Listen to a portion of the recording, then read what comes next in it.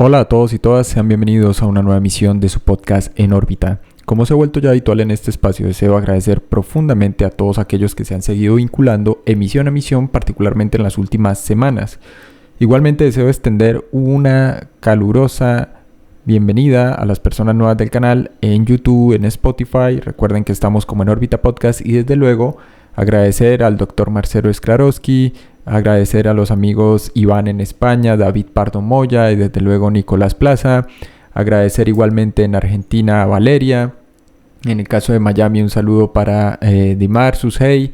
En Venezuela un saludo muy afectuoso y caluroso para Elimar. Mil gracias a todos aquellos que se han seguido vinculando emisión a emisión. Desde luego también un saludo especial para México, para el licenciado David Cervantes. Y también para Alonso González, el ingeniero Alonso González, muchas gracias por participar de esta experiencia, por vincularse, por interactuar.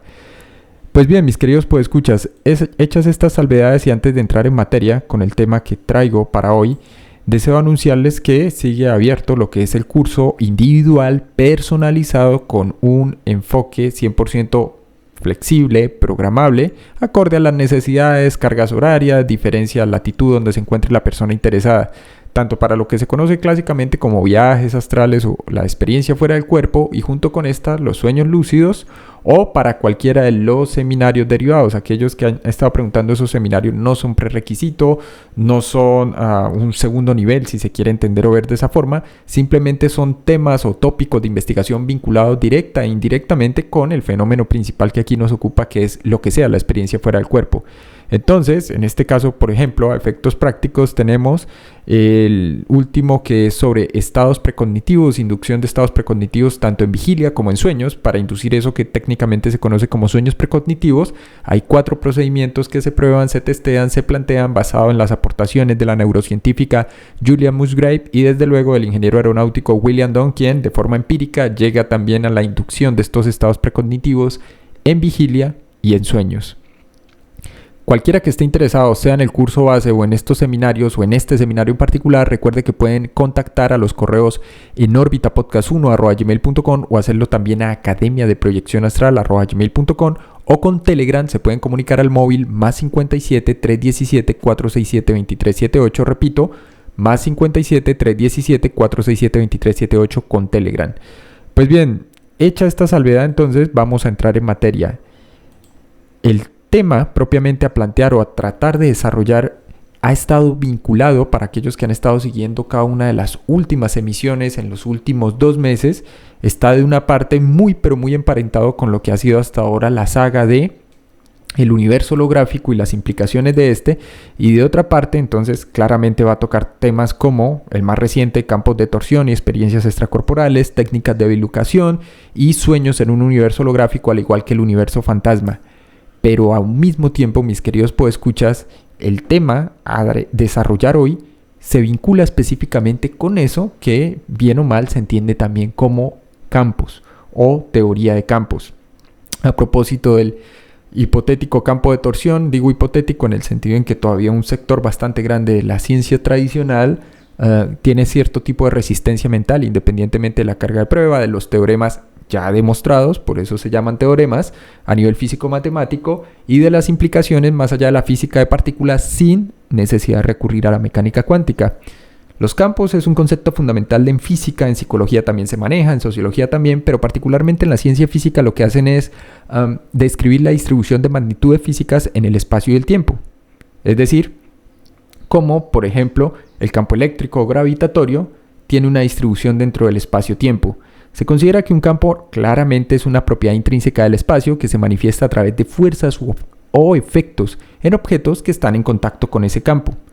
El motivo por el cual no gusta, dicho de manera simplificada, los campos de torsión, pese a las investigaciones que llevan más de 4 décadas ya, por lo menos en países no occidentales, específicamente lo que es ahora República Checa, parte de Ucrania y desde luego la Federación Rusa y también en China hasta donde sabemos, es simplemente porque plantea y evidencia o trata de evidenciar la posibilidad de hipercomunicación, es decir, de transmisión de información a velocidades superiores a la velocidad de la luz. Básicamente ese es uno de los puntos en contra, no de los puntos débiles, sino en contra, a partir de los cuales se elabora una contraargumentación para explicar por qué seguirían siendo hipotéticos o en el peor de los casos resultan problemáticos. Sin embargo, y aludiendo a esa noción clásica entonces de campos o de la teoría de campos, hay que indicar, mis queridos podescuchas, que dado que el campo es una condición del espacio en donde se genera una fuerza que puede ser de atracción, de repulsión o de cualquier otra naturaleza en relación a los objetos que están en interacción con dicho campo, hoy quiero plantear algo que puede resultar no solo polémico, controversial de base, sino que de entrada supondría una revisión, una consideración, si se quiere, bastante significativa en relación a lo que muchas personas siguen asumiendo que son estas experiencias fuera del cuerpo o experiencias que se sienten sin un cuerpo, vamos a llamarles así. Toda vez que para muchos creen que es un tema de lenguaje, creen que es un tema semántico y por eso siguen asumiendo que los sueños lúcidos y las experiencias fuera del cuerpo son exactamente la misma cosa. Claramente, al margen de la fenomenología y las caracterizaciones que se han hecho en torno a los sueños lúcidos, las explicaciones, las elaboraciones tanto en condiciones controladas, semicontroladas como empíricas, dan cuenta de un amplio bagaje en relación a lo que sean los sueños lúcidos como un subtipo o un tipo especial dentro de una taxonomía para los sueños en general y para lo que es el contenido onírico. De otra parte, en el caso de la experiencia fuera del cuerpo, sí que es cierto que recién ahora se está produciendo, si se quiere, lo que autores como el neurocientífico Rodrigo Montenegro llama una redefinición a partir de ciencia experiencial, ojo, para entender las experiencias extracorporales. Me he topado recientemente, gracias a un amigo, con los estudios muy vanguardistas, por cierto, del Instituto SCI, que lleva a cabo una serie de exploraciones donde este director del instituto, que es Rodrigo Montenegro, que por cierto es un máster en neurociencia y tiene un posgrado en medicina del sueño de la Universidad de Oxford y actualmente está haciendo el doctorado en neuromodulación y neuropsicología, y que también, por cierto, curiosamente es el director de una empresa conocida como Gamma Waves Technology, donde se enfocan en tecnologías de sonido para generar efectos de arrastre. Hay algo que llaman ellos estados avanzados de conciencia.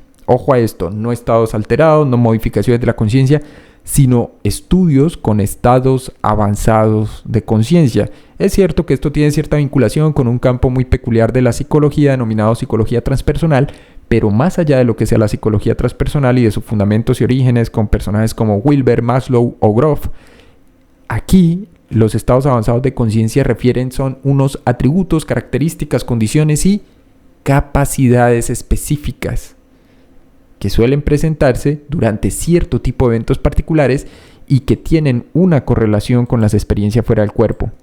El tema entonces, dicho sea de paso, mis queridos podescuchas, es para establecer un punto de excisión, si se quiere, frente a todos los lugares comunes y las afirmaciones que se hacen de perogrullo sobre las experiencias fuera del cuerpo, es si durante una experiencia fuera del cuerpo se puede interactuar con la materia, se puede interactuar con objetos físicos. Claramente sé que también de base hay un problema, y es la consideración filosófica sobre qué entendemos nosotros por materia, más allá de la concepción física, y por extensión o por transitividad por realidad. Cuando la gente pregunta si esto es una experiencia objetiva o subjetiva y habla de procesos internos, entendidos estos como procesos subjetivos, y luego habla de la percepción referida a esta hacia un mundo que existe allá afuera independientemente de nosotros y de los sentidos y de cómo capturan la información, pues claramente, digámoslo eso en términos epistemológicos, se llama una relación cognoscitiva o de sujeto-objeto, y es necesario hacer la distinción para entender entonces qué tan posibles son este tipo de experiencias. Es decir, si en efecto cualquier overo, cualquier experimentador de una experiencia fuera del cuerpo puede llegar a interactuar con un objeto dentro del entorno físico. La respuesta corta es sí. Aunque hay serias limitaciones y no se han desarrollado suficientes investigaciones al respecto, parece haber una serie de reportes, sobre todo de principios del siglo XX, estamos hablando de 1920, 1910, posteriormente de la segunda mitad del siglo XX para acá, específicamente 1950, 1970, y más recientemente gracias a las investigaciones que se están llevando a cabo en este Instituto de Investigaciones vanguardista que se llama SCI. Pues bien, el asunto es más o menos el siguiente. Nuestra noción acerca de lo que sea la realidad está vinculada a una concepción de carácter mecanicista y materialista que proviene de la tradición cartesiana. Dicho eso, escuetamente asumimos que el mundo tiene una naturaleza dual o una composición dual de dos cosas. No solo por Descartes, no solo por la mecánica clásica, la física newtoniana, sino por nuestra interpretación basada en el primado de la percepción acerca de lo que es real y no. Asumimos como material, con peso, con masa, con cargas, los objetos que están allá afuera independientemente de nosotros.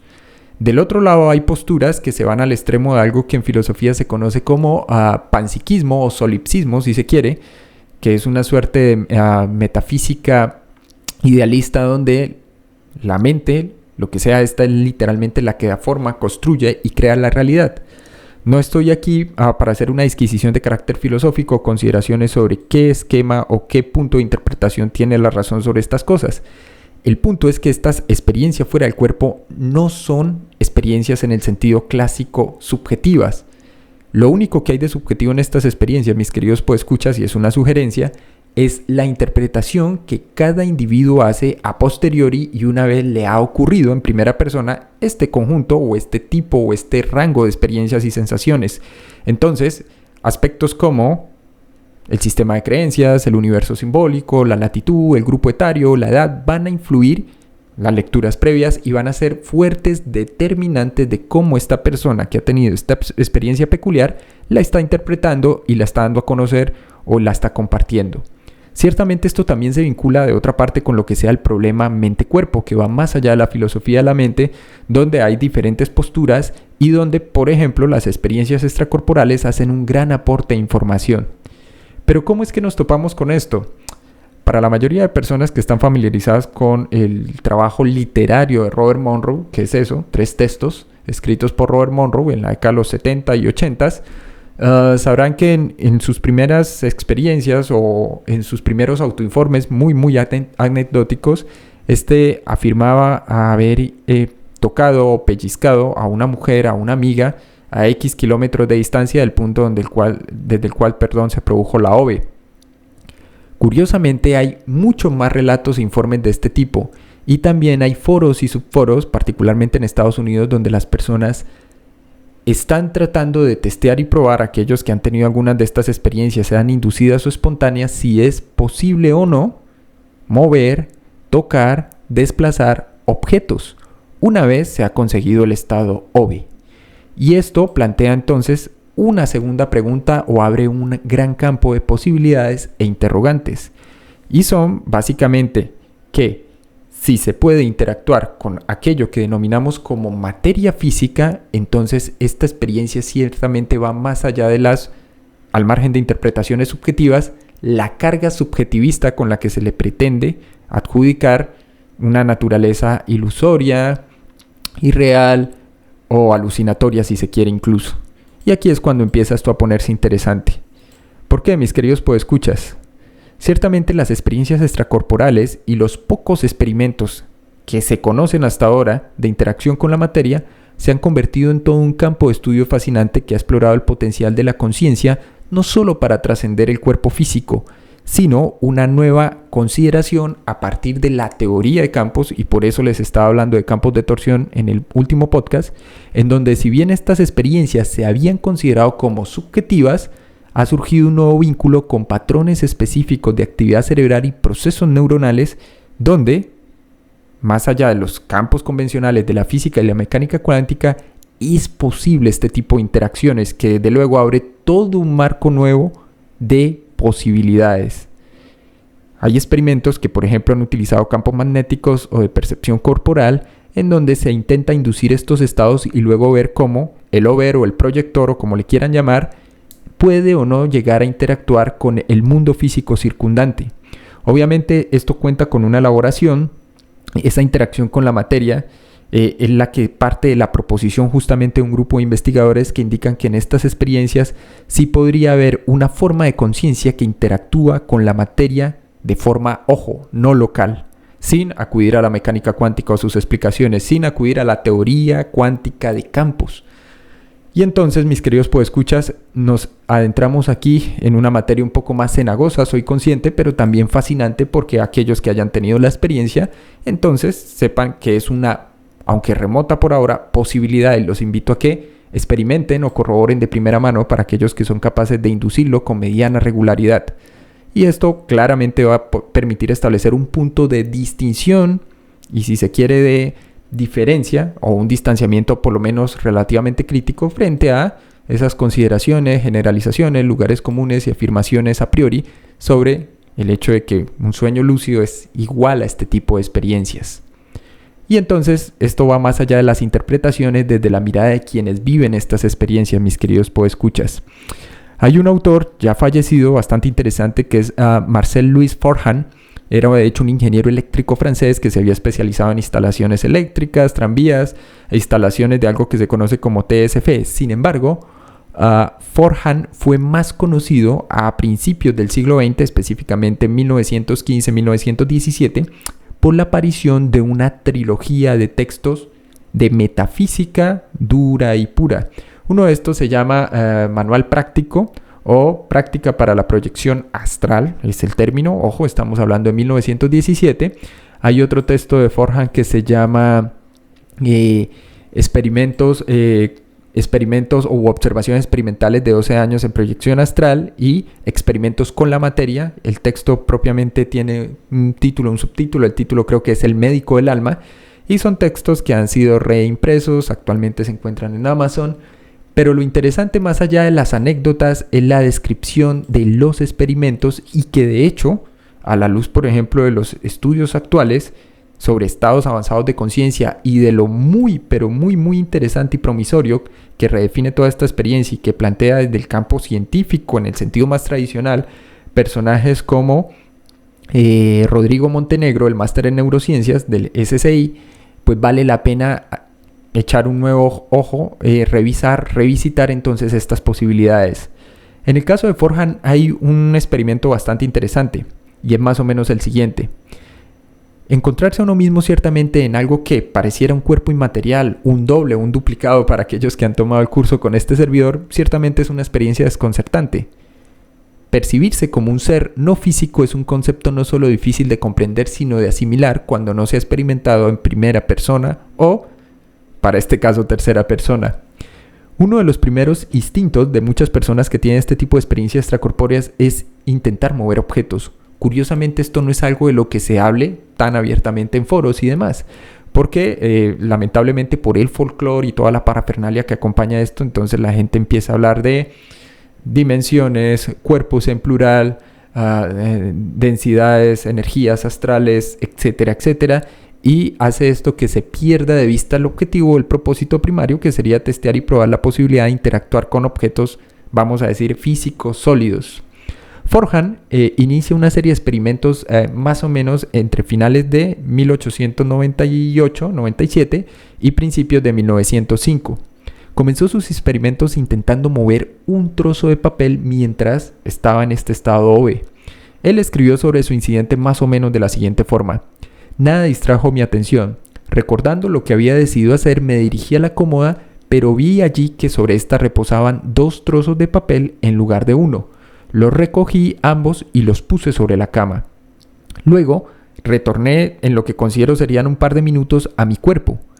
Cuando abrí los ojos, anoté los detalles del experimento y tomé medidas. Al levantar la vista, noté que el papel no se había movido de la cómoda donde lo había dejado originalmente. Un segundo experimento produjo resultados igualmente desalentadores, pero me colocó en el camino correcto para tratar de redireccionar mis experimentos y llevar a cabo el objetivo inicial trazado, que era desplazar o mover objetos dentro de mi habitación. Una vez logrado el estado B, soplé sobre un papel y anoté, porque previamente ya lo había datado y fechado, la posición de este. Sin embargo, al regresar al cuerpo físico, nuevamente vi que el papel no se había movido en absoluto después de contrastarlo con las medidas iniciales y la observación inicial. Ya había descubierto que, a veces, cuando estaba en el estado B, sentía cierto grado de solidez sobre lo que era mi copia, duplicado o cuerpo doble, como él le llamaba, y que variaba dependiendo de estas, entre comillas, proyecciones. En una ocasión estaba completamente fuera del cuerpo y procedí a realizar en mi habitación los experimentos que tenía en mente, que casi siempre estaban vinculados con la interacción con objetos físicos dentro de la habitación o dentro de la casa. Casualmente ese día, una vez logrado el estado, estaba o me sentía un poco más pesado de lo habitual, a falta de una mejor descripción. Así que traté de atravesar las paredes de la habitación, pero no pude.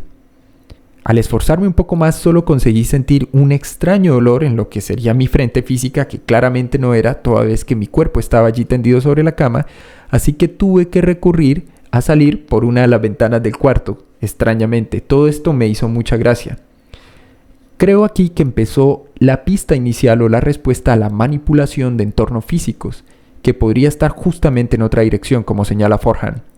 Desde que comencé estos experimentos he observado la posibilidad de proyectar o ingresar a un estado, OB, con un doble cuya solidez podría variar considerablemente. Creo que la pista de esto está en lo que se llama ahora el estado vibracional, y esto traería consigo entonces ciertamente todo tipo de probabilidades y fascinantes posibilidades experimentales. Hay un efecto físico notable que describe este autor Forhan, este autor francés, en el cual él señala: en varias ocasiones cuando regresaba a estas experiencias extracorpóreas, me sentía con una especie de energía tan alta que irradiaba todo mi cuerpo físico, en la que muchas veces asumí que incluso podía volar. Y esto no es una consideración menor. En al menos una ocasión, al parecer, casi lo logro. A este respecto escribió este autor: el siguiente caso es bastante inusual. Había tenido un estado B aparentemente normal como cualquier otro. Cuando salí del estado y decidí ponerme de pie en mi habitación, me sentí extraordinariamente ligero. Sentía como si estuviese caminando en el aire y como si mis piernas se moviesen demasiado rápido. Al principio esto me divirtió un poco, pero tuve la impresión de estar en un estado intermedio entre la tierra y una sustancia menos material. No sabría cómo describirlo de otra forma. Esta manera de desequilibrio era nueva para mí y nunca jamás, en los 12 años de experimentación, la había sentido o percibido siquiera. Finalmente recordé que tenía obligaciones sociales, ya estaba clareando el día y cuando iba caminando por la calle subía un tranvía. Sin embargo, sentí una especie de semi-exteriorización. Ojo al término, hay que recordar, este era un ingeniero eléctrico. Cuando él dice semi-exteriorización, dice que no había terminado esa sensación de flotabilidad o extraña y extrema ligereza. Y esta, sin embargo, fue disminuyendo un poco mi sensibilidad nerviosa. Por lo tanto, cuando bajé del tranvía casi fui atropellado. Sin tener ya pleno control sobre mi cuerpo, me seguía sintiendo muy extraño. Y aún tenía la sensación de estar caminando en el aire.